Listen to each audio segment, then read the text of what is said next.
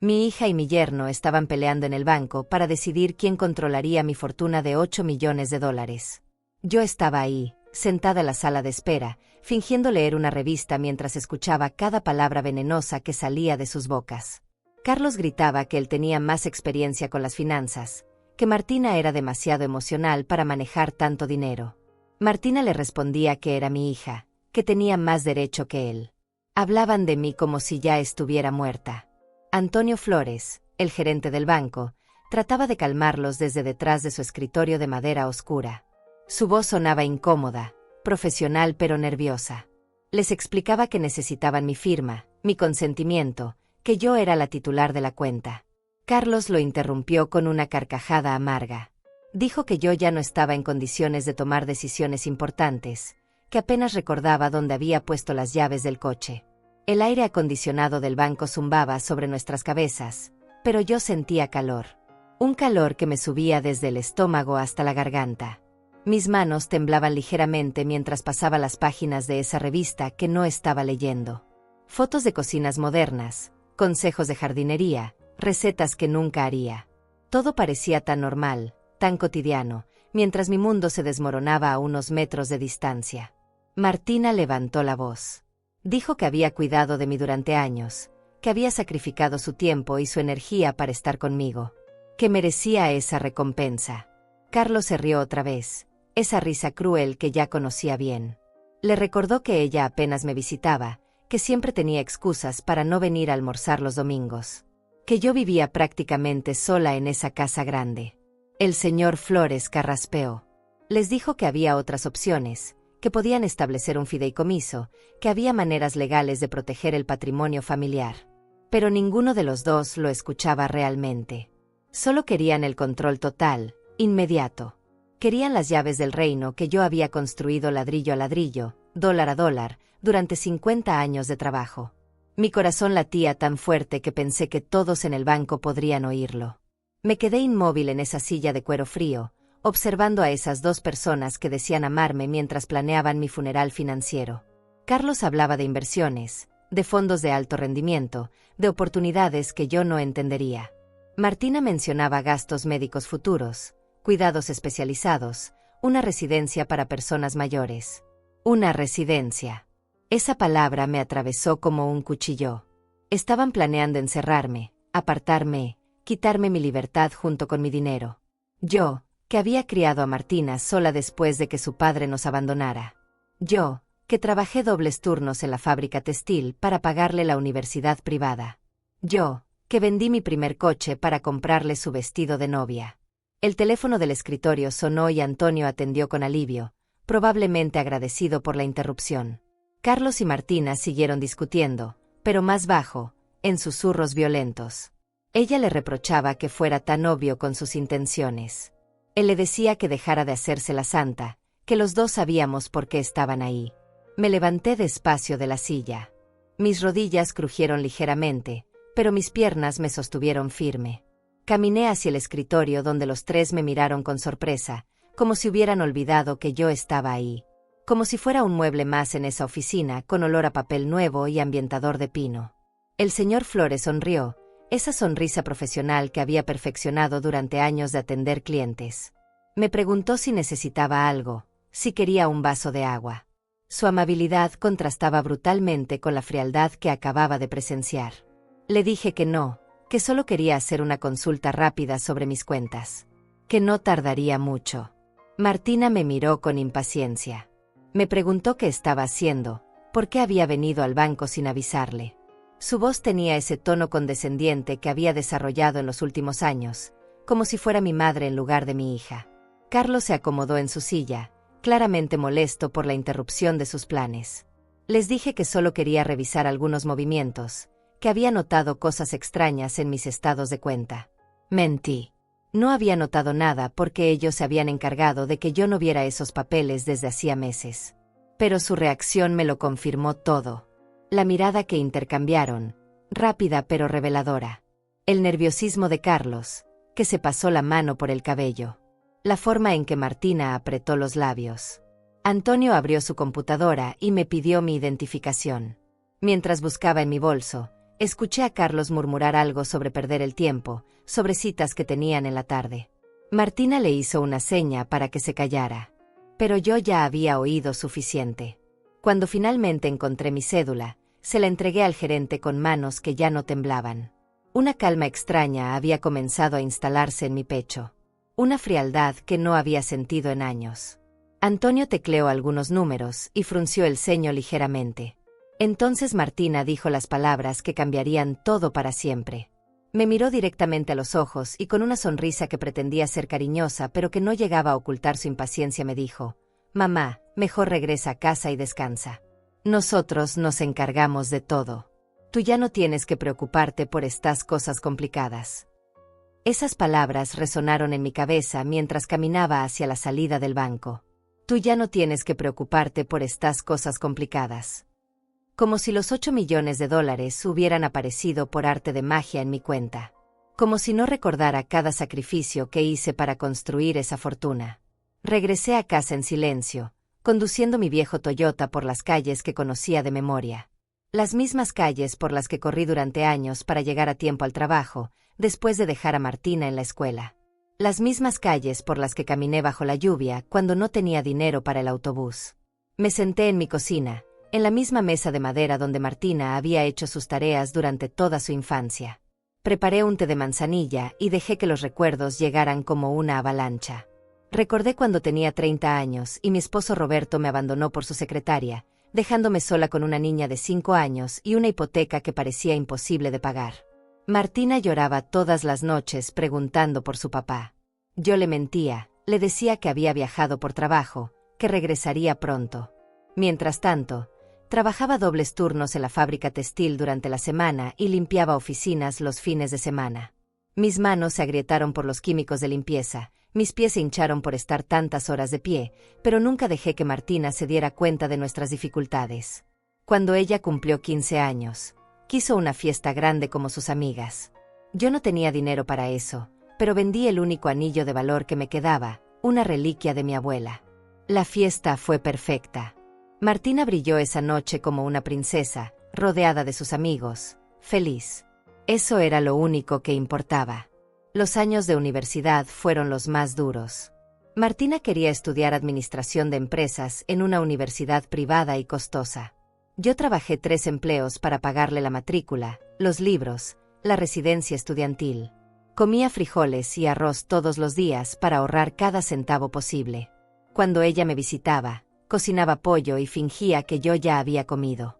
Recordé el día de su graduación. Yo estaba en la primera fila, con mi mejor vestido, el único que tenía para ocasiones especiales. Había ahorrado durante meses para comprárselo. Cuando dijeron su nombre y ella subió al escenario, mis ojos se llenaron de lágrimas. Todo había valido la pena. Mi niña había logrado lo que yo nunca pude. Después llegó Carlos. Un hombre guapo, educado, con buenas maneras. Venía de una familia acomodada y al principio me intimidó un poco. Pero parecía amar genuinamente a Martina, y eso era suficiente para mí. Pagué su boda completa, desde el vestido hasta la luna de miel en Europa. Me endeudé por 2 años, pero mi hija tuvo la ceremonia de sus sueños. El negocio familiar comenzó cuando Martina tenía 28 años. Carlos había perdido su trabajo en una empresa constructora y yo decidí ayudarlos. Puse mi casa como garantía para conseguir un préstamo de $50,000. Con ese dinero abrimos una pequeña importadora de textiles. Yo conocía el negocio, tenía contactos, sabía cómo manejar los proveedores. Durante los primeros años trabajamos juntos. Yo manejaba las compras y las relaciones con los clientes. Martina se encargaba de la contabilidad, Carlos de las ventas. La empresa creció rápidamente. En 5 años habíamos multiplicado la inversión inicial por 10. En 10 años, éramos millonarios. Pero algo cambió cuando el dinero comenzó a fluir abundantemente. Martina y Carlos empezaron a tratarme diferente. Ya no era la socia fundadora, era la empleada mayor que estorbaba en las reuniones importantes. Gradualmente me fueron apartando de las decisiones clave. Me decían que merecía descansar, que había trabajado suficiente toda mi vida. Acepté retirarme a los 65 años. Pensé que finalmente podría disfrutar tiempo con mi hija y mis nietos. Pero las visitas se volvieron escasas. Los domingos familiares se redujeron a llamadas telefónicas de 5 minutos. Los cumpleaños se convirtieron en tarjetas enviadas por correo. Cuando Carlos se hizo cargo completamente del negocio, las ganancias se dispararon. Abrieron sucursales en 3 ciudades más, diversificaron los productos, establecieron contratos internacionales. Mi inversión inicial de $50,000 se había convertido en 8 millones. Todo estaba a mi nombre porque yo había sido la que firmó los papeles originales, la que puso la garantía. Al principio me emocioné con el éxito. Pensé que podríamos viajar juntos, que tendríamos más tiempo para estar en familia. Compré una casa más grande, pensando que Martina y los nietos vendrían más seguido. Pero la casa grande solo se llenó de silencio. Los primeros síntomas de que algo andaba mal comenzaron hace 2 años. Martina empezó a preguntar sobre mis documentos, sobre dónde guardaba los papeles importantes. Decía que era por precaución, por si me pasaba algo. Carlos sugirió que sería bueno hacer un testamento más detallado, organizar mejor mis finanzas. Gradualmente comenzaron a llegar menos estados de cuenta bancarios a mi casa. Cuando preguntaba, Martina me decía que ahora todo se manejaba digitalmente, que era más seguro. Me ofreció ayuda para revisar mis cuentas en línea, pero siempre había una excusa para posponerlo. Una reunión importante, un viaje de negocios, problemas con los niños. Hace 6 meses noté que Carlos hablaba por teléfono en voz baja cuando yo llegaba a visitarlos. Se callaba abruptamente y cambiaba de tema con una sonrisa forzada. Martina había desarrollado la costumbre de contestar las llamadas en otra habitación. Cuando preguntaba quién había llamado, siempre era alguien sin importancia. La semana pasada, mientras esperaba a Martina en su oficina, escuché parte de una conversación telefónica. Hablaba con alguien sobre acelerar el proceso y aprovechar que todavía está lúcida para que firme. No entendí completamente el contexto, pero algo en su tono me alertó. Anoche no pude dormir. Me levanté varias veces a caminar por la casa, esa casa grande y vacía que compré pensando en reuniones familiares que nunca llegaron. Me detuve frente al espejo del baño y me vi realmente por primera vez en meses. Una mujer de 70 años, con arrugas que contaban historias de trabajo y preocupación, pero con ojos que todavía brillaban con inteligencia. Esta mañana, cuando Martina me llamó para invitarme al banco, su voz sonaba diferente. Demasiado alegre, demasiado casual. Me dijo que era solo para actualizar algunos datos, que Carlos estaría ahí también para ayudar con los trámites. Que no me preocupara por nada. Pero yo ya estaba preocupada. Y después de lo que había escuchado en esa oficina, ya no tenía dudas. Esa noche no logré conciliar el sueño. Las palabras de Martina resonaban en mi cabeza como un eco molesto. Tú ya no tienes que preocuparte por estas cosas complicadas. Me levanté a las 3 de la madrugada y fui a la cocina a prepararme un té. La casa estaba silenciosa, solo se escuchaba el tic-tac del reloj de pared que había comprado cuando Martina era pequeña. Me senté en la mesa y saqué de un cajón todos los papeles que había logrado reunir en los últimos meses. Estados de cuenta que había conseguido en visitas anteriores al banco, recibos de transferencias, documentos legales del negocio. Los extendí sobre la superficie de madera y comencé a revisar cada cifra con lupa. Había movimientos que no recordaba haber autorizado. Transferencias grandes a cuentas que no conocía. Retiros frecuentes por cantidades considerables. Todo tenía mi firma, pero algunas se veían extrañas, demasiado perfectas, como si hubieran sido practicadas. Mi mano tembló ligeramente al sostener uno de los documentos bajo la luz de la lámpara. Al amanecer llamé al banco. Antonio Flores no estaba disponible, pero hablé con Teresa Silva, otra gerente que conocía desde hacía años. Le pedí que me enviara por correo los estados de cuenta de los últimos 6 meses. Su voz sonó extraña cuando me dijo que esos documentos ya se enviaban regularmente a la dirección que tenían registrada. Le expliqué que no los había recibido. Hubo un silencio incómodo al otro lado de la línea. Teresa me pidió que verificara la dirección. Cuando me la leyó, no era la mía. Era la dirección de la oficina de Carlos y Martina. Me dijo que el cambio se había hecho hace 4 meses, con mi autorización escrita.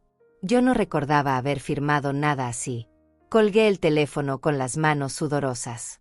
Mi propia hija había desviado mi correspondencia bancaria sin decirme nada. Había estado manejando mis finanzas a mis espaldas durante meses. La sensación en mi estómago era una mezcla de traición y náusea que no había experimentado desde que Roberto me abandonó. Decidí hacer algo que no había hecho en años: investigar por mi cuenta. Me vestí con mi mejor ropa, tomé mi bolso y conduje hasta el centro de la ciudad. Mi primera parada fue la oficina del contador que había manejado mis impuestos durante la última década, Ignacio Torres. Don Ignacio me recibió con su sonrisa de siempre, pero noté preocupación en sus ojos cuando le expliqué la situación. Revisó sus archivos y me mostró documentos que yo no sabía que existían. Había habido cambios en la estructura fiscal de mis inversiones, modificaciones que según él había autorizado yo misma el año pasado. Me mostró una carta con mi firma donde supuestamente le daba instrucciones para trabajar directamente con Carlos en todos los asuntos relacionados con mis finanzas. La letra era mía, pero no recordaba haber escrito esas palabras. Don Ignacio notó mi confusión y me preguntó si me sentía bien. Le dije que estaba perfectamente lúcida, que solo necesitaba entender qué había pasado con mis documentos. Me ofreció copias de todo y las acepté gratamente. Salí de su oficina con una carpeta llena de papeles que necesitaba estudiar, pero también con la certeza de que mis sospechas tenían fundamento. Mi siguiente parada fue el registro público de la propiedad. Quería verificar el estado de mis bienes inmuebles. La empleada, una mujer joven y eficiente, revisó el sistema con mi número de identificación. Su expresión cambió gradualmente mientras leía la pantalla. Me informó que había habido movimientos recientes en mis propiedades. Algunas habían sido puestas como garantía para préstamos que yo no recordaba haber solicitado. Otras tenían beneficiarios designados en caso de mi muerte, designaciones que tampoco recordaba haber hecho. Todo legal, todo con mi firma, todo sin mi conocimiento consciente. Pedí copias de todos los documentos. La empleada me miró con compasión cuando vio que mis manos temblaban mientras ordenaba los papeles en mi bolso. Me preguntó si tenía algún familiar que pudiera acompañarme. Le dije que estaba bien, que podía manejar la situación sola. Pero no estaba bien. Mientras conducía de regreso a casa, tuve que detenerme 2 veces porque las lágrimas me impedían ver claramente. No eran lágrimas de tristeza solamente, sino de rabia. Una rabia fría y calculadora que comenzaba a crecer en mi pecho como una semilla venenosa. Llegué a casa al atardecer. El teléfono estaba sonando cuando abrí la puerta. Era Martina. Su voz sonaba animada, casi eufórica. Me dijo que había hablado con el señor Flores sobre nuestra visita al banco, que todo había salido muy bien, que pronto tendríamos todo organizado para que yo pudiera vivir más tranquila. Le pregunté qué quería decir con más tranquila. Se rió, esa risa que conocía desde que era niña pero que ahora sonaba diferente, calculada. Me dijo que Carlos y ella habían estado pensando que tal vez sería bueno que yo considerara mudarse a un lugar más pequeño, más manejable. Que ellos podrían ayudarme a encontrar algo bonito, cómodo. Mi sangre se heló. Me preguntó si había pensado en vender la casa, si no me parecía demasiado grande para una persona sola. Sus palabras sonaban cariñosas, pero detrás de cada una había una intención que finalmente podía ver con claridad. No querían cuidarme, querían deshacerse de mí. Le dije que la casa estaba bien para mí, que no tenía intención de mudarme. Hubo un silencio breve al otro lado de la línea. Luego Martina suspiró, como si estuviera hablando con una niña caprichosa. Me dijo que lo habláramos después, cuando estuviera más calmada, cuando pudiera pensar con más claridad. Cuando pudiera pensar con más claridad. Como si estuviera perdiendo la razón. Como si mis 70 años de vida, mis décadas de trabajo y sacrificio, mis millones ganados con esfuerzo, no fueran prueba suficiente de mi capacidad mental. Colgué el teléfono sin despedirme. Me quedé de pie en la cocina, rodeada por el silencio de mi casa vacía, sosteniendo la carpeta con todos los documentos que había recopilado durante el día.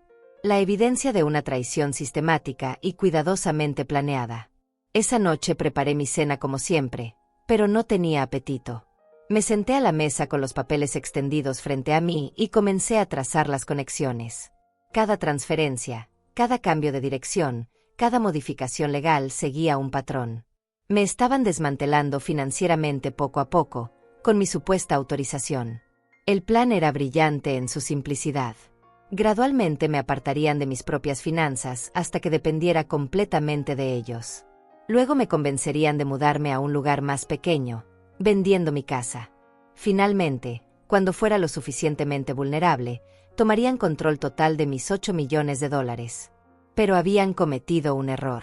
Habían asumido que a los 70 años había perdido mi capacidad de observación, mi inteligencia, mi instinto de supervivencia. Habían olvidado que yo había construido esa fortuna desde cero, que había navegado el mundo de los negocios durante décadas, que había criado sola una hija mientras trabajaba 3 empleos. Me levanté de la mesa y guardé todos los documentos en una caja de seguridad que tenía escondida en mi closet. Mañana comenzaría mi propia investigación más profunda. Si querían jugar con mi dinero, tendrían que enfrentarse a la mujer que lo había ganado. Por primera vez en meses, sonreí antes de quedarme dormida. Los siguientes días se convirtieron en una rutina extraña y silenciosa. Por las mañanas, Martina llamaba para preguntarme cómo había dormido, si necesitaba algo del mercado, si quería que pasara a visitarme. Su voz sonaba cariñosa, pero yo ya había aprendido a escuchar las intenciones detrás de las palabras. Cada pregunta era un sondeo, cada oferta de ayuda era una manera de controlar mis movimientos. Le decía que estaba bien, que no necesitaba nada, que tenía planes para el día. Mentía con una facilidad que me sorprendía. Mis planes consistían en sentarme en la sala con una taza de té, observando por la ventana mientras organizaba mis pensamientos. Pero sobre todo, escuchando. Carlos había comenzado a llamar también. Sus conversaciones eran diferentes a las de Martina, más directas, más impacientes. Me preguntaba sobre documentos específicos, sobre dónde guardaba ciertos papeles. Decía que necesitaba revisar algunos contratos del negocio, que había asuntos legales que requerían mi atención inmediata. Cuando le preguntaba qué tipo de asuntos, se volvía vago. Problemas con proveedores, auditorías pendientes, renovaciones de permisos. Todo sonaba importante y urgente, pero nunca lograba obtener detalles específicos. Siempre terminaba diciendo que era mejor que nos reuniéramos para explicármelo todo en persona. El jueves por la tarde, decidí hacer algo que no había hecho en años: visitar inesperadamente la oficina. Me puse mi mejor vestido, el gris con flores pequeñas que había usado en la graduación de Martina, y conduje hasta el edificio donde funcionaba la empresa que yo había ayudado a crear. La recepcionista me reconoció inmediatamente. Paola Chávez había trabajado para nosotros desde los primeros años, cuando la oficina era solo 2 cuartos pequeños y una máquina de café que siempre se descomponía. Me saludó con genuino cariño, pero noté sorpresa en sus ojos cuando le dije que quería ver a Martina. Me dijo que la señora Martina estaba en una reunión muy importante, pero que podía esperarla en la sala de juntas. Me llevó por un pasillo que ya no reconocía completamente. Habían remodelado, agregado oficinas, cambiado los colores. Todo se veía moderno y próspero, muy diferente a la empresa familiar que recordaba. La sala de juntas tenía ventanas grandes que daban al centro de la ciudad. Me senté en una de las sillas de cuero y esperé. Desde ahí podía escuchar voces en la oficina de al lado, la que había sido mi oficina durante tantos años. Era la voz de Martina, pero también había otras voces que no reconocía. Hablaban de números, de proyecciones, de expansión. Pero luego escuché mi nombre y me concentré para entender mejor. Martina explicaba a alguien que pronto tendrían acceso a una inyección significativa de capital. 8 millones de dólares que les permitirían abrir sucursales en otros países. La otra voz, masculina y formal, preguntaba sobre los plazos. Martina respondió que era cuestión de semanas, que los documentos legales ya estaban casi listos. Solo faltaba convencer a la titular de los fondos de que firmara algunos papeles adicionales. Convencer. Esa palabra me atravesó como un cuchillo. No hablaban de pedirme dinero prestado, no mencionaban devolución ni intereses. Hablaban de convencerme de entregar mis 8 millones como si fuera una donación caritativa. La conversación continuó durante varios minutos más. Escuché detalles sobre planes de inversión, sobre oportunidades en mercados internacionales, sobre la importancia de actuar rápidamente antes de que aparecieran competidores. Todo financiado con mi dinero, todo sin mi conocimiento real de las implicaciones. Cuando finalmente se abrió la puerta de la oficina contigua, me las arreglé para parecer que estaba mirando por la ventana distraídamente. Martina apareció acompañada de 2 hombres en trajes caros que no conocía. Se sorprendió visiblemente al verme, pero se recuperó rápidamente y me saludó con una sonrisa que no llegaba a sus ojos. Me presentó a los señores como socios potenciales de Estados Unidos. Ellos me saludaron educadamente, pero pude ver en sus miradas que sabían exactamente quién era yo y cuál era mi papel en los planes de Martina. Eran miradas de evaluación, como si estuvieran calculando qué tan fácil sería manejarme. Después de que los hombres se fueron, Martina se sentó a mi lado y me preguntó qué me había traído por la oficina. Le dije que extrañaba el ambiente de trabajo, que quería ver cómo iban las cosas. Se rió nerviosamente y me dijo que todo marchaba muy bien, mejor de lo que habíamos esperado cuando comenzamos. Le pregunté sobre los planes de expansión que había mencionado. Su expresión cambió sutilmente, se volvió más cautelosa. Me dijo que eran solo ideas preliminares, que aún no había nada concreto, que cuando hubiera algo definido, por supuesto me lo comentaría. Pero yo ya no necesitaba que me comentara nada. Había escuchado suficiente para entender que mis 8 millones ya estaban comprometidos en su mente, que los contratos con esos socios estadounidenses probablemente ya estaban en proceso, que mi firma en los documentos del banco era solo una formalidad para acceder a un dinero que ya consideraban suyo. Esa noche, cuando regresé a casa, encontré un sobre bajo mi puerta. Dentro había documentos de una empresa de mudanzas, con una cotización detallada para trasladar todas mis pertenencias a un apartamento más pequeño. La dirección era de un complejo residencial para personas mayores a las afueras de la ciudad. No había nota explicativa, no había remitente identificado. Pero la cotización estaba fechada para la semana siguiente e incluía servicios de empaque completo, como si ya estuviera decidido que me mudaría. Me senté en mi sala, rodeada por los muebles que había comprado uno a uno durante años de trabajo duro, y sentí una claridad fría instalarse en mi mente. No era paranoia, no era confusión senil. Era una conspiración real y bien organizada para deshacerse de mí y quedarse con mi dinero. El teléfono sonó cerca de las 9 de la noche. Era Carlos. Su voz sonaba más firme que de costumbre, menos fingidamente amable. Me dijo que necesitaba verme urgentemente, que había surgido una oportunidad de inversión que no podíamos dejar pasar, que requería una decisión rápida. Le pregunté de qué se trataba.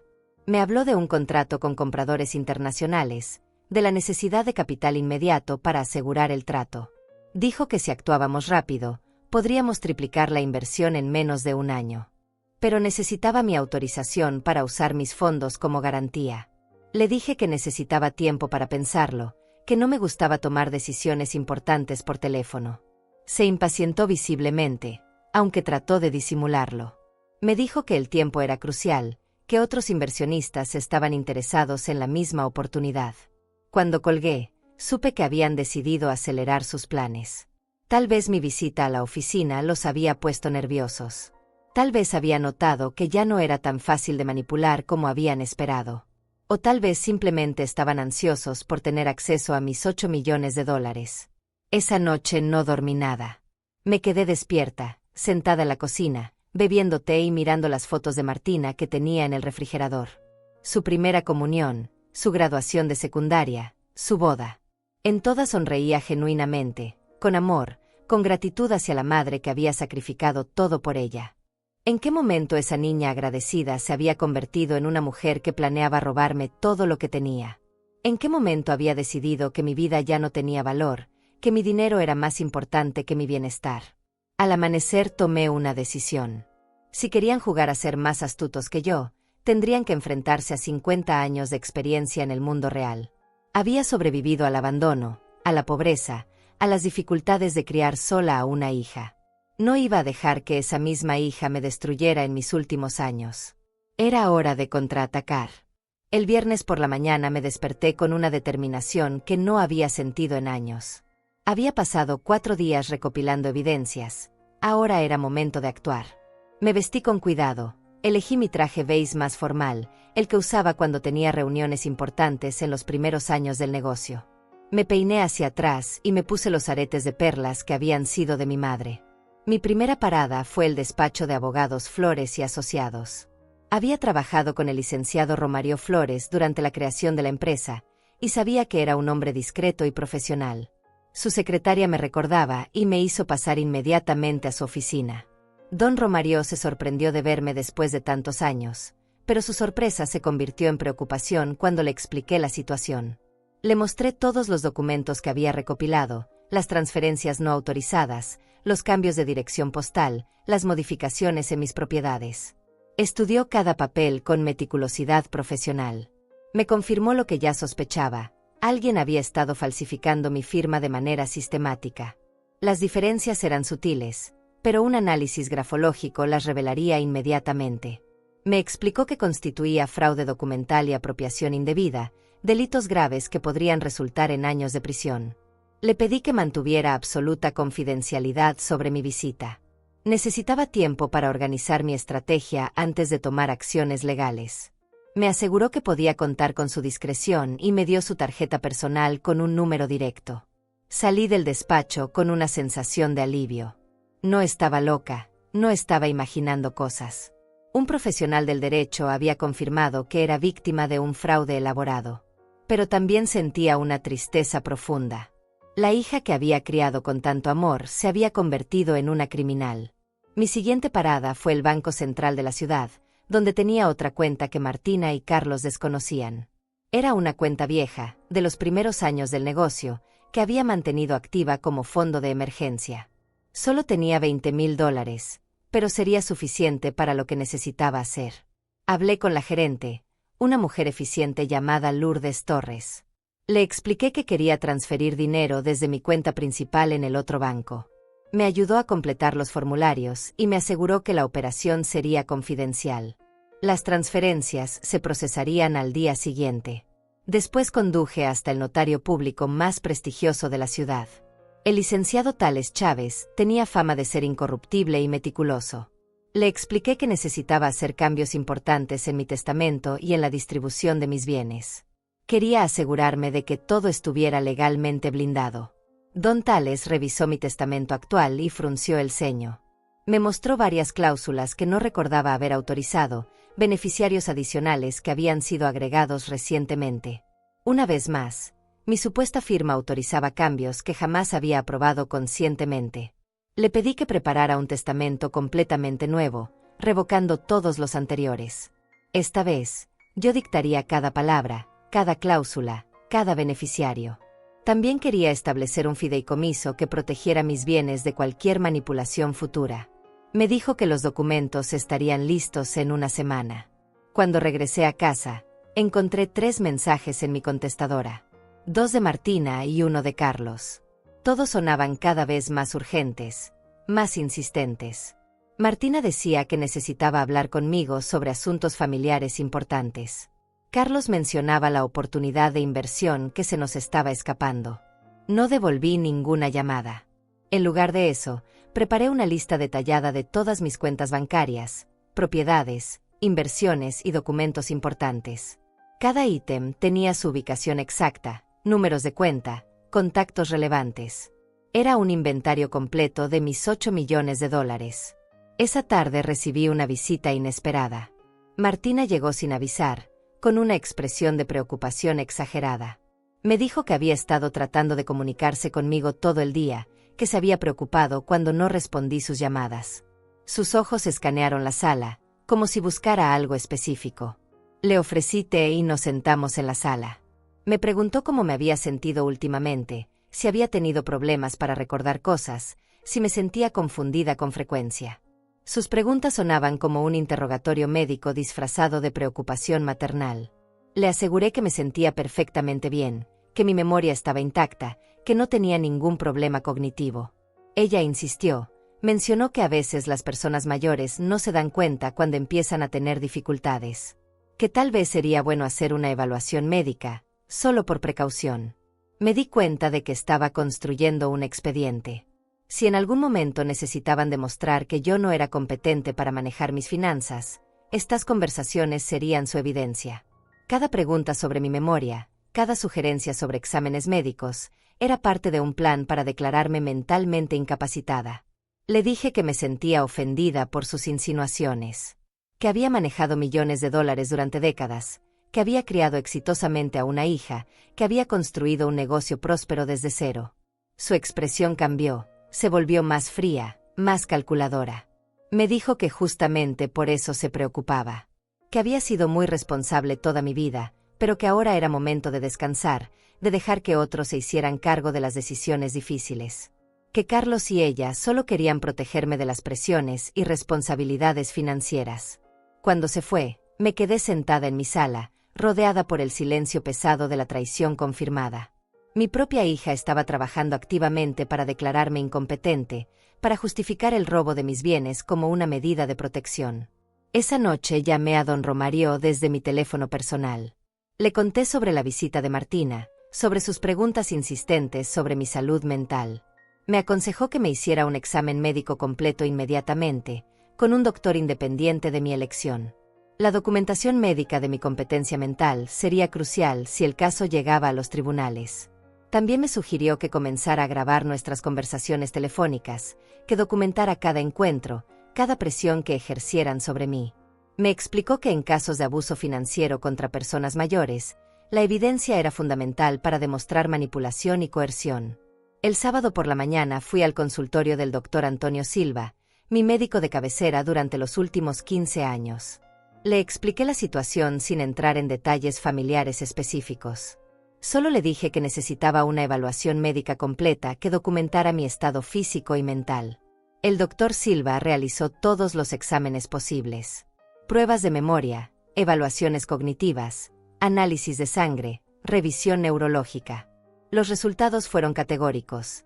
Tenía la salud mental de una mujer de 50 años y la capacidad cognitiva completamente intacta. Me entregó un informe médico detallado que certificaba mi competencia mental absoluta. Lo guardé en mi caja de seguridad junto con todos los otros documentos que había estado recopilando. Mi arsenal legal crecía día a día. El domingo Carlos me llamó nuevamente. Esta vez su voz sonaba diferente, más agresiva, menos paciente. Me dijo que la oportunidad de inversión se cerraría el lunes, que necesitábamos actuar inmediatamente, que había preparado todos los documentos, que solo necesitaba mi firma. Le pregunté dónde estaban esos documentos. Me dijo que los llevaría a mi casa esa misma tarde, que podríamos revisarlos juntos. Que había calculado que mis 8 millones podrían convertirse en 24 millones en menos de 2 años. 24 millones. La cifra me pareció ridículamente exagerada, obviamente diseñada para deslumbrarme. Ninguna inversión legítima prometía triplicar el capital en tan poco tiempo sin riesgos enormes. Era el anzuelo final de su trampa. Le dije que estaría esperándolo. Cuando colgué, sonreí por primera vez en días. Habían decidido mostrar sus cartas completamente. Era exactamente lo que necesitaba para completar mi plan. Esa tarde, mientras esperaba la visita de Carlos, organicé todos mis documentos en orden cronológico. Las pruebas del fraude, los informes médicos, los análisis legales, todo estaba listo. También preparé mi grabadora digital, la misma que había usado años atrás para reuniones de negocios importantes. Cuando Carlos tocó el timbre, estaba completamente preparada para la confrontación final. Carlos llegó esa tarde cargando un maletín de cuero negro y una sonrisa que pretendía ser tranquilizadora.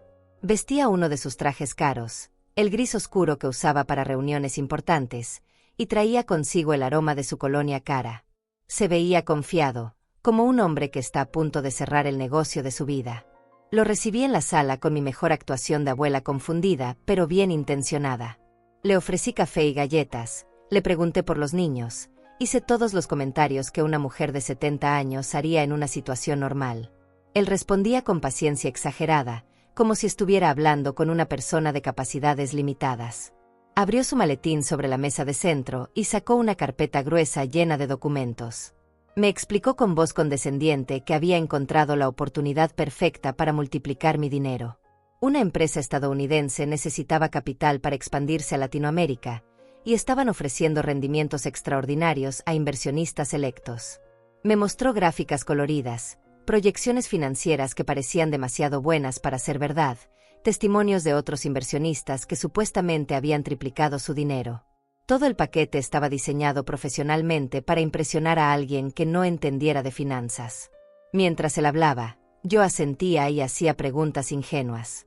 Le pedí que me explicara términos que conocía perfectamente. Fingí no entender conceptos básicos de inversión. Carlos se volvía cada vez más condescendiente, más seguro de que me tenía completamente engañada. La grabadora digital estaba funcionando perfectamente, oculta detrás de un jarrón en la mesa lateral. Cada palabra que decía, cada promesa exagerada, cada mentira elaborada quedaba registrada para la posteridad. Mi abogado tendría evidencia más que suficiente para demostrar el intento de fraude. Carlos finalmente llegó al punto crucial. Sacó varios documentos que requerían mi firma.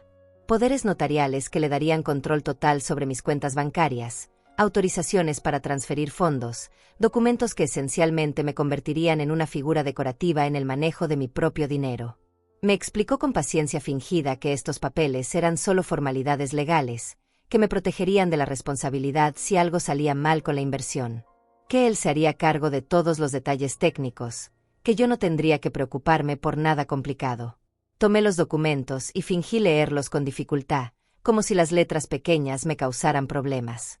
En realidad, estaba analizando cada cláusula, cada implicación legal. Eran documentos de apropiación total, redactados por abogados competentes pero inescrupulosos. Le dije que necesitaba tiempo para pensarlo, que era mucho dinero y quería estar segura.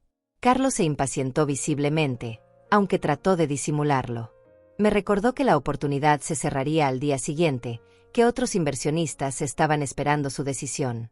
Insistió en que confiara en él, que había manejado inversiones similares antes, que tenía experiencia en mercados internacionales. Me recordó todo lo que había hecho por la familia, cómo había cuidado de Martina, cómo había ayudado a hacer crecer el negocio familiar. Sus palabras me dolieron más de lo que esperaba.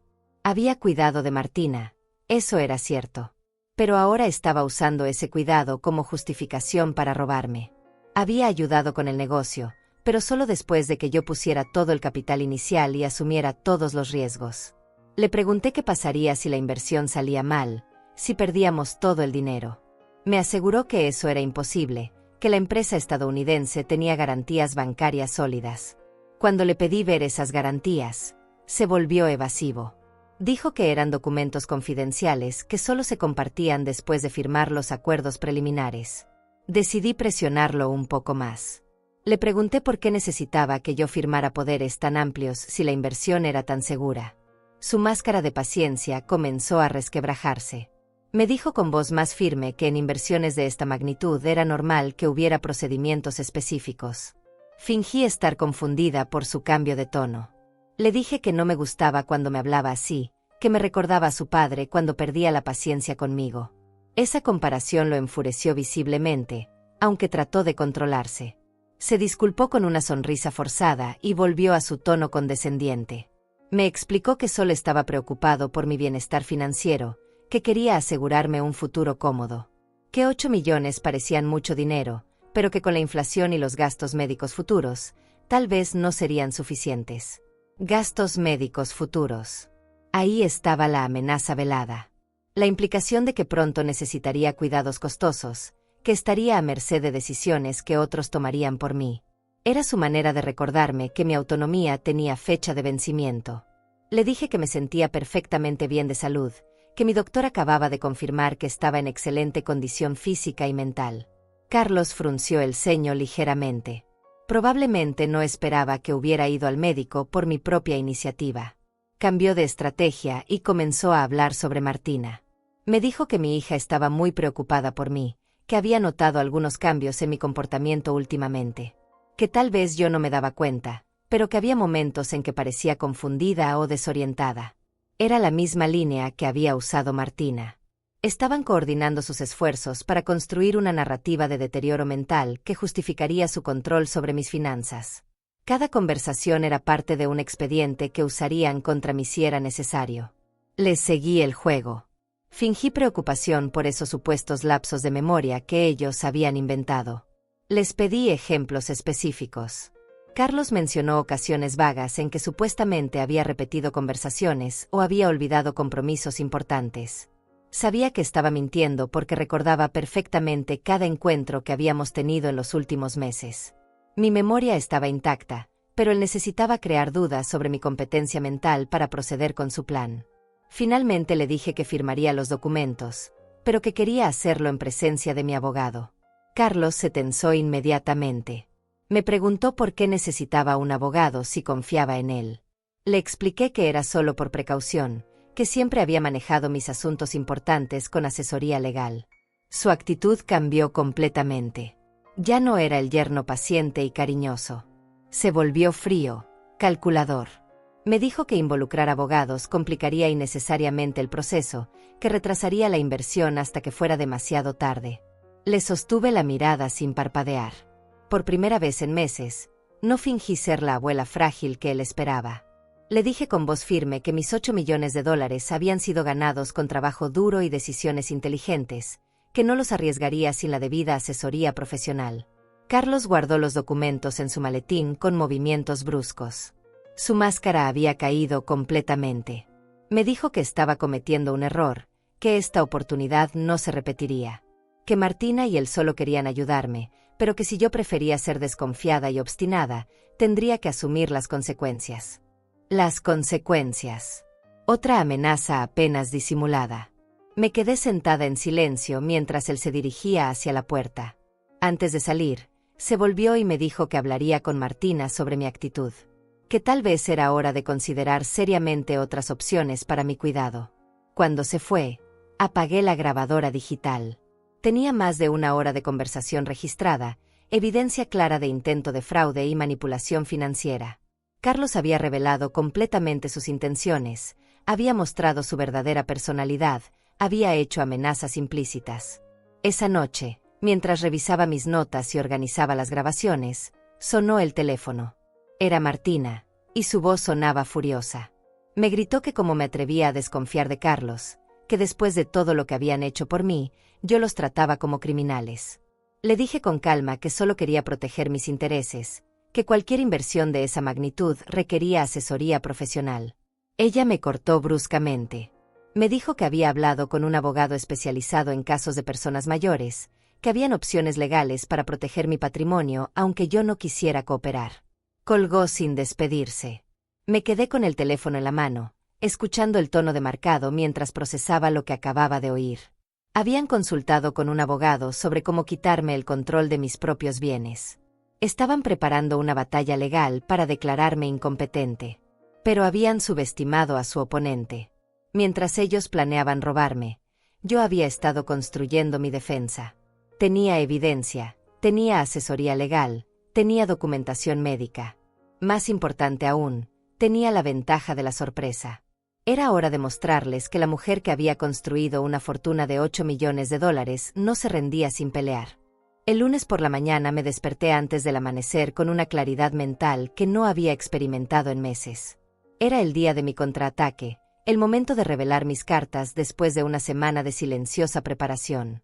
Me vestí con mi mejor traje, el mismo que había usado para firmar los contratos más importantes de mi vida empresarial.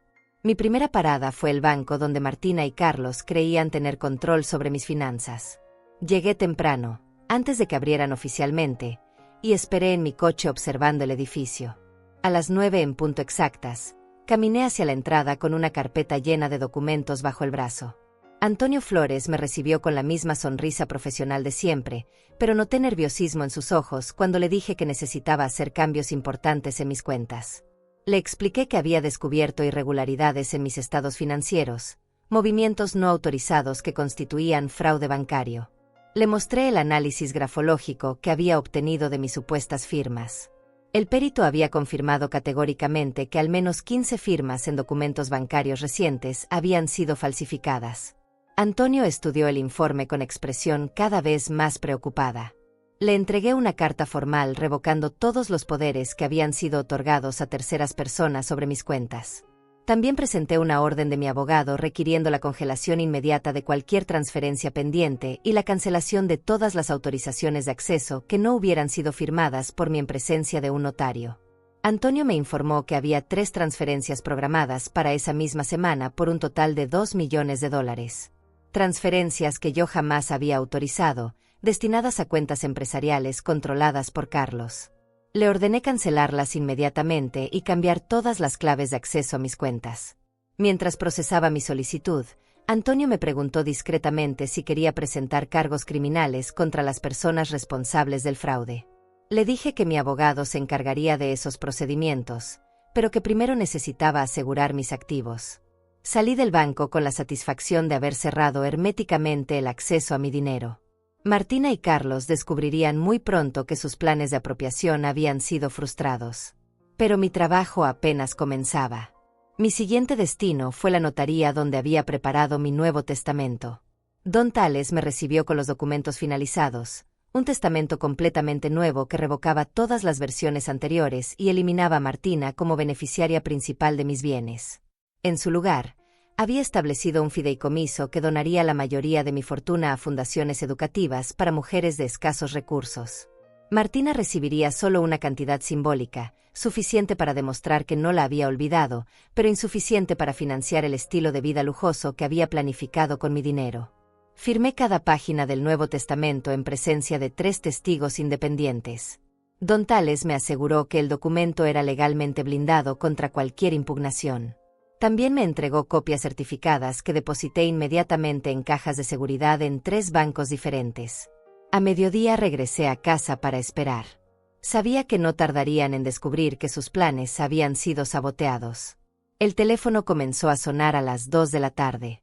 Era Carlos, y su voz sonaba desesperada cuando me preguntó qué había pasado con las transferencias bancarias que habían sido canceladas. Le dije con voz tranquila que había descubierto las irregularidades en mis cuentas y había tomado medidas para proteger mis activos. Que había consultado con expertos legales y que todas las transacciones no autorizadas habían sido bloqueadas. Carlos perdió completamente la compostura. Me gritó que estaba arruinando oportunidades millonarias, que había comprometido dinero con inversionistas internacionales basándose en las garantías de mis fondos. Que tendría que explicar a personas muy importantes por qué los acuerdos habían sido cancelados. Le respondí que él tendría que explicar a esas mismas personas por qué había prometido dinero que no le pertenecía, usando documentos falsificados para respaldar sus compromisos. Su silencio al otro lado de la línea fue revelador. Martina llegó a mi casa media hora después, acompañada por Carlos. Ambos se veían furiosos y desesperados. Martina me acusó de haber perdido la razón, de estar destruyendo el futuro financiero de toda la familia. Carlos amenazó con presentar documentos médicos que demostraban mi incapacidad mental para manejar grandes sumas de dinero. Les dije que adelante, que presentaran esos documentos falsos. Que yo tenía evaluaciones médicas recientes de 3 especialistas diferentes, confirmando mi perfecta salud mental. Que también tenía grabaciones de nuestras conversaciones donde admitían haber falsificado mi firma y planeado apropiarse de mis bienes. La expresión de Carlos cambió de furia a pánico cuando mencioné las grabaciones. Martina me preguntó con voz temblorosa qué grabaciones, cuándo las había hecho. Le expliqué que había estado documentando todas nuestras interacciones desde que descubrí el fraude. Saqué la grabadora digital y reproduje fragmentos de mi conversación con Carlos del domingo anterior. Su propia voz llenó la sala, prometiendo rendimientos imposibles, presionándome para firmar poderes amplios, haciendo comentarios condescendientes sobre mi capacidad mental. Carlos se puso pálido mientras escuchaba sus propias palabras. Martina lo miraba con una expresión que mezclaba horror y traición, como si finalmente entendiera la magnitud de lo que habían intentado hacer. Les informé que había entregado copias de todas las evidencias a mi abogado, que había presentado denuncias formales por fraude documental y apropiación indebida, que tenía documentación completa de cada movimiento financiero irregular, cada firma falsificada, cada amenaza velada. Martina comenzó a llorar, pero sus lágrimas me parecieron calculadas, otro intento de manipulación emocional.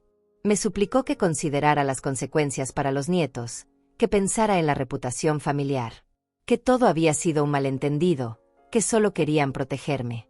Le dije que proteger a alguien no requería robar su dinero ni falsificar documentos legales, que si realmente se hubieran preocupado por mi bienestar, habrían hablado conmigo honestamente sobre sus inquietudes financieras.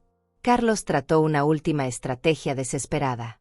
Me ofreció devolver todo el dinero que habían movido, cancelar todos los compromisos que habían hecho, firmar cualquier documento que yo quisiera. A cambio, solo me pedía que no presentara cargos criminales. Le pregunté cuánto dinero habían gastado ya de mis fondos. Su silencio fue respuesta suficiente. Me di cuenta de que habían usado mis millones como garantía para préstamos personales, habían financiado inversiones arriesgadas, habían vivido por encima de sus posibilidades asumiendo que pronto tendrían acceso total a mi fortuna. Les expliqué que ya no había vuelta atrás, que habían cruzado una línea que no se podía borrar, que durante meses habían conspirado para robarme, habían falsificado documentos, habían planeado declararme incompetente para justificar su apropiación de mis bienes. Martina me preguntó con voz quebrada si realmente iba a destruir a su propia familia por dinero. Le respondí que ellos habían destruido nuestra familia cuando decidieron que mi dinero era más importante que mi dignidad. Que yo no estaba luchando por dinero, sino por mi derecho a vivir mis últimos años con autonomía y respeto. Carlos se levantó bruscamente de la silla. Me dijo que esto no había terminado, que tenían abogados también, que pelearían por lo que consideraban legítimamente suyo. Le recordé que mi dinero había sido ganado con mi trabajo, que ellos no tenían derecho legal ni moral sobre mis bienes. Cuando se dirigían hacia la puerta, Martina se volvió para hacer un último intento. Me dijo que todo esto era culpa de mi soledad, que si hubiera aceptado su ayuda desde el principio, nada de esto habría pasado. Que aún estaba a tiempo de reconsiderar, de volver a ser la familia unida que habíamos sido. Le dije que una familia unida se construye sobre amor y respeto mutuo, no sobre planes de apropiación financiera. Que la madre que había sacrificado todo por ella se merecía mejor que ser tratada como un obstáculo para sus ambiciones económicas.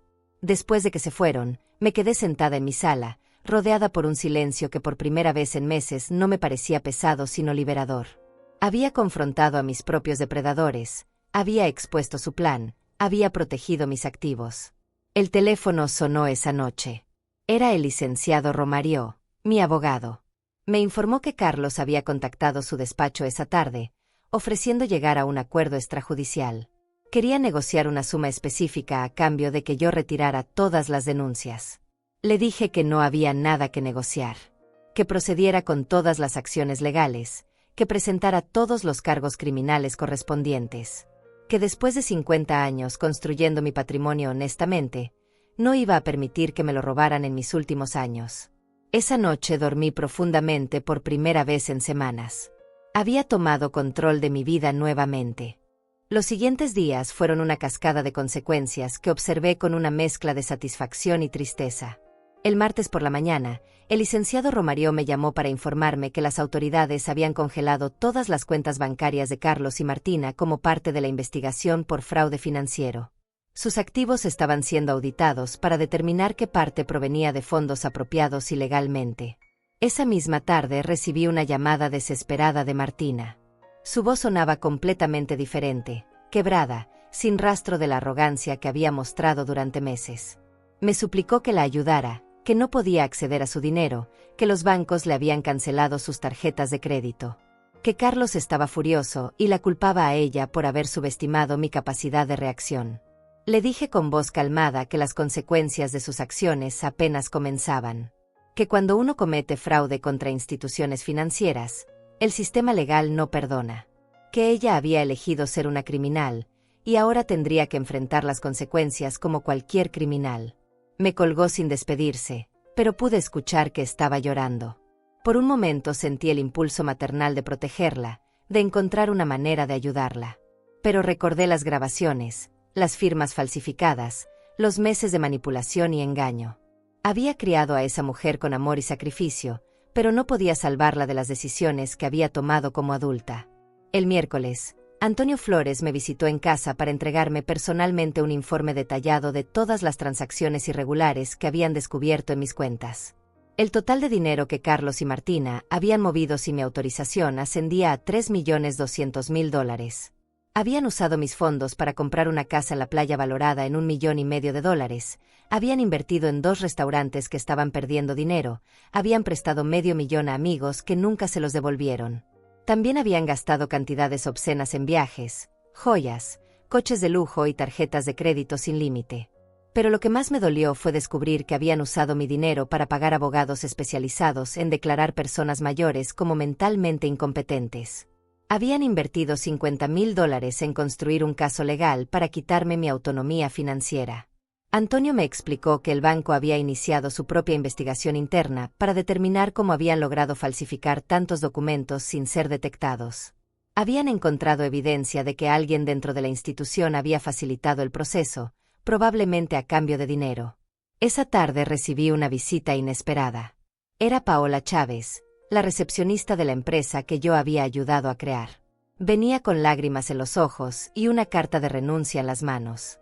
Me dijo que no podía seguir trabajando para personas que habían traicionado a la mujer que había hecho posible sus empleos. Me contó que la oficina estaba en caos.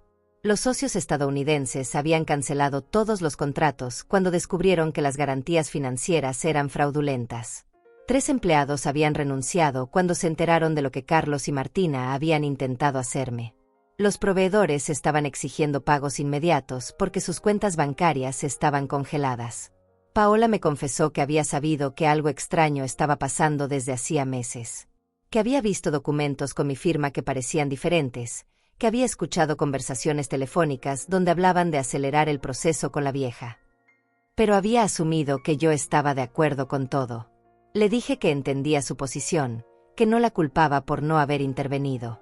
Que empleados honestos no deberían tener que sospechar de fraude por parte de sus jefes. Le di una carta de recomendación y le aseguré que la ayudaría a encontrar un nuevo empleo. El jueves por la noche, Carlos apareció en mi puerta. Se veía completamente derrotado, con ojeras profundas y ropa arrugada. Ya no era el hombre seguro y arrogante que había intentado estafarme días atrás. Me suplicó que habláramos, que encontráramos una solución que no destruyera completamente sus vidas. Le permití entrar, pero mantuve la grabadora digital encendida. Esta vez no fingí ser la abuela confundida. Lo miré directamente a los ojos mientras él me explicaba que todo había sido idea de Martina, que él solo había seguido sus instrucciones, que nunca había querido lastimarme. Le dije que había escuchado las grabaciones suficientes veces como para saber que él había sido el cerebro de la operación. Que había sido su voz la que prometía rendimientos imposibles, su mano la que había falsificado mis firmas, su plan el que involucraba declararme mentalmente incompetente. Carlos cambió de estrategia y trató de apelar a mi lado emocional. Me habló de mis nietos, de cómo esta situación los afectaría. Me dijo que los niños me extrañaban, que preguntaban por qué ya no los visitaba, que no merecían sufrir por los errores de sus padres. Sus palabras me dolieron porque eran ciertas. Amaba a mis nietos y extrañaba nuestros domingos juntos. Pero también sabía que Carlos estaba usando mi amor por ellos como otra forma de manipulación. Que si cedía ahora, estaría enseñándoles que el crimen familiar era perdonable.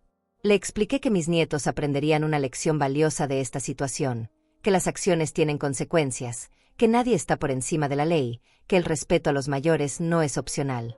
Que preferían tener una abuela pobre pero digna que una abuela rica pero humillada. Carlos finalmente se quebró. Me confesó que habían gastado casi todo el dinero que habían tomado de mis cuentas. Que habían asumido compromisos financieros basándose en la certeza de que pronto controlarían mis 8 millones.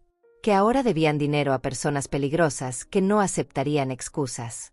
Me pidió que al menos los ayudara a devolver el dinero prestado, que después de eso desaparecerían de mi vida para siempre. Que no volvería a verlos ni a saber de ellos, pero que no los dejara en manos de acreedores violentos. Le dije que él había puesto a mi hija en esa situación cuando decidió usar mi dinero para financiar sus fantasías empresariales. Que yo no era responsable de rescatarlos de las consecuencias de sus decisiones criminales. Cuando se fue esa noche, lo hizo arrastrando los pies como un hombre derrotado. No sentí lástima por él, pero sí una profunda tristeza por mi hija. Había permitido que su esposo la convirtiera en cómplice de un crimen contra su propia madre. El viernes recibí una llamada del licenciado Romario con noticias que me sorprendieron. Martina había aceptado declararse culpable de todos los cargos a cambio de una sentencia reducida. Había firmado un acuerdo con la Fiscalía admitiendo su participación en el fraude y comprometiéndose a colaborar con la investigación contra Carlos. Me explicó que Carlos enfrentaría cargos más severos porque había sido identificado como el líder de la conspiración. Que probablemente pasaría varios años en prisión, mientras que Martina podría salir con libertad condicional después de cumplir una condena menor. Esa noche, mientras cenaba sola en mi cocina, reflexioné sobre los eventos de la última semana. Había protegido mi patrimonio, había expuesto a los criminales, había demostrado que una mujer de 70 años no era una víctima fácil. Pero también había perdido a mi familia. El precio de la justicia había sido la soledad. Pero era una soledad digna, una soledad elegida, una soledad que me permitía dormir en paz sabiendo que nadie podría volver a robarme ni manipularme. Por primera vez en meses, no extrañé las visitas dominicales llenas de tensión y falsedad. Mi casa estaba silenciosa, pero era mi casa. Mi dinero estaba seguro, y era mi dinero. Mi vida me pertenecía nuevamente. La batalla había terminado, y yo había ganado. Pero la victoria sabía a lágrimas que ya no podía derramar. 6 meses después, mi vida había encontrado un ritmo nuevo y tranquilo que no conocía desde hacía años. Me mudé a una casa más pequeña en las afueras de la ciudad, no porque me hubieran obligado, sino porque elegí hacerlo. Era una casa con jardín, donde podía cultivar las hierbas para mis tés y tener el espacio que realmente necesitaba. La casa grande había sido vendida por mi propia decisión. Ya no quería vivir en un espacio lleno de recuerdos de una familia que había demostrado ser una ilusión. El dinero de la venta se sumó a mi patrimonio, que ahora estaba protegido por fideicomisos inquebrantables y administrado por profesionales de mi confianza. Cada mañana me levantaba temprano y preparaba mi desayuno en la cocina pequeña pero luminosa. Había recuperado mis rutinas simples: leer el periódico con mi café, regar las plantas del jardín, caminar por el barrio donde los vecinos me saludaban con respeto genuino. Los procesos legales habían concluido como el licenciado Romario había predicho. Carlos fue sentenciado a 5 años de prisión por fraude agravado y falsificación de documentos. Martina recibió 2 años de libertad condicional y la obligación de asistir a terapia psicológica para entender las implicaciones de sus acciones. Durante el juicio, tuve que testificar sobre los meses de manipulación y engaño que había sufrido. Fue doloroso revivir cada conversación, cada mentira, cada momento en que había dudado de mi propia percepción de la realidad. Pero también fue liberador poder contar mi historia completa ante un tribunal que validó mi experiencia. El juez, un hombre mayor con ojos comprensivos, comentó al final del proceso que mi caso había puesto en evidencia un problema creciente en la sociedad: el abuso financiero contra personas mayores por parte de sus propios familiares. Que mi valentía para denunciar y luchar contra el fraude podría ayudar a otras víctimas a encontrar su voz. 3 meses después del juicio, recibí una carta de Martina desde el centro de rehabilitación donde cumplía su servicio comunitario. Era una carta larga, escrita a mano, donde me pedía perdón por todo el daño que me había causado. Decía que la terapia la había ayudado a entender que había perdido de vista sus valores fundamentales en la búsqueda de riqueza fácil. Leí la carta varias veces, buscando señales de manipulación o falsedad. Pero las palabras sonaban genuinas, llenas de una tristeza que reconocí como real. Martina escribía sobre su infancia, sobre todos los sacrificios que yo había hecho por ella, sobre cómo había permitido que la ambición la convirtiera en alguien que no reconocía. Me pedía una oportunidad de demostrar que podía cambiar, que podía volver a ser la hija que me merecía. Pero también entendía si yo no podía perdonarla, si el daño había sido demasiado profundo para repararlo. Guardé la carta en un cajón de mi escritorio sin responderla inmediatamente. Necesitaba tiempo para procesar mis sentimientos, para decidir si había espacio en mi nueva vida para una relación reconstruida con mi hija. Mientras tanto, había comenzado a encontrar propósito en actividades que me llenaban de satisfacción real. Me uní a un grupo de mujeres mayores que se reunían semanalmente para compartir experiencias y apoyarse mutuamente. Algunas habían pasado por situaciones similares a la mía, otras enfrentaban diferentes desafíos del envejecimiento. También comencé a hacer trabajo voluntario en un centro de asesoría legal para personas de escasos recursos. Mi experiencia en el mundo de los negocios y mi reciente batalla legal me habían dado conocimientos que podía compartir con otras mujeres que enfrentaban abusos financieros. Una tarde, mientras ayudaba a una señora de 80 años a entender que su hijo estaba robando su pensión, me di cuenta de cuánto había crecido durante mi propia crisis. Ya no era solo una víctima que había logrado defenderse, sino alguien que podía ayudar a otros a protegerse. El trabajo en el centro me presentó a Teresa Flores, una abogada joven especializada en derechos de personas mayores. Se convirtió en mi amiga y eventualmente en la administradora legal de mi fideicomiso caritativo. Juntas diseñamos un programa para educar a mujeres mayores sobre protección financiera. Decidí donar $2 millones para crear una fundación que ofreciera asesoría legal gratuita a víctimas de abuso financiero familiar. La fundación llevaría el nombre de mi madre, quien había muerto sin poder disfrutar la prosperidad que yo había logrado construir. Los fines de semana me dedicaba a mi jardín. Planté tomates, hierbas aromáticas, flores de diferentes colores. Trabajar con la tierra me daba una sensación de paz que no había experimentado en décadas. Cada planta que crecía era una pequeña victoria, una prueba de que la vida podía florecer incluso después de las tormentas más severas. Un sábado por la tarde, mientras regaba mis rosas, vi un coche conocido detenerse frente a mi casa. Era Martina, pero venía sola. Se veía diferente, más delgada, con menos maquillaje, vestida con ropa simple. Se quedó parada junto a la puerta del jardín, como si no se atreviera a entrar sin permiso. Dejé la manguera y caminé hacia ella lentamente. Sus ojos estaban rojos. Había estado llorando. Me preguntó si podía hablar conmigo, solo unos minutos. Le dije que podía pasar, pero que mantuviera cierta distancia emocional. Se sentó en una silla del jardín y me habló durante una hora. Me contó sobre su proceso de rehabilitación, sobre cómo había tenido que enfrentar la realidad de lo que había hecho, que había perdido la custodia temporal de sus hijos, que Carlos había pedido el divorcio desde la cárcel, que había tenido que mudarse a un apartamento pequeño y conseguir un trabajo como empleada administrativa. Me dijo que entendía si nunca podía perdonarla completamente, pero que quería que supiera que había aprendido de sus errores. Que todos los días pensaba en el daño que me había causado, en los años de amor y sacrificio que había traicionado por dinero. Le pregunté qué esperaba de mí, qué quería lograr con esa visita. Me respondió que solo quería que supiera que se arrepentía genuinamente, que había recuperado su capacidad de sentir vergüenza por sus acciones. Que no esperaba dinero, ni perdón inmediato, ni una reconciliación fácil. Le dije que apreciaba su honestidad, pero que necesitaba más tiempo para procesar todo lo que había pasado. Que tal vez en el futuro podríamos reconstruir algún tipo de relación, pero que sería diferente a todo lo que habíamos tenido antes. Martina asintió y se levantó para irse. Antes de llegar a la puerta del jardín, se volvió y me dijo algo que me sorprendió. Gracias por no permitir que me saliera con la mía. Necesitaba aprender esta lección, aunque haya sido de la manera más dolorosa. Después de que se fue, me quedé sentada en mi jardín hasta que oscureció. Pensé en la niña de 5 años que lloraba por su padre ausente, en la estudiante universitaria que brillaba en su graduación, en la mujer ambiciosa que había perdido el rumbo moral, en la criminal arrepentida que acababa de visitarme. Todas eran la misma persona, mi hija, pero también eran versiones diferentes de alguien que había elegido su propio camino. Yo había hecho lo correcto al detener su crimen, pero también entendía que el perdón era un proceso que tomaría tiempo. Esa noche, antes de acostarme, escribí en mi diario una reflexión que me había estado rondando durante meses. Aprendí que amar a alguien no significa permitir que te lastimen. Que protegerse a uno mismo no es egoísmo, sino supervivencia.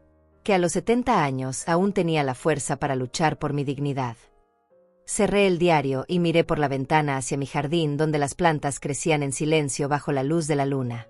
Había perdido una familia, pero había recuperado mi autonomía. Había ganado respeto por mí misma y había encontrado una nueva manera de contribuir al mundo. Por primera vez en décadas, no me sentía definida por mi papel como madre o abuela. Era simplemente Olga Ortega, una mujer de 70 años que había construido una fortuna, había sobrevivido a una traición familiar, y había elegido usar su experiencia para ayudar a otros. Mi historia no había terminado con la victoria legal. Había comenzado una nueva con la libertad de vivir mis últimos años en mis propios términos, sin miedo, sin manipulación, sin excusas. Cerré la puerta de mi casa pequeña pero propia, preparé mi té de manzanilla como todas las noches, y sonreí pensando en todo lo que aún me quedaba por vivir. Esta era mi verdadera herencia, la dignidad reconquistada.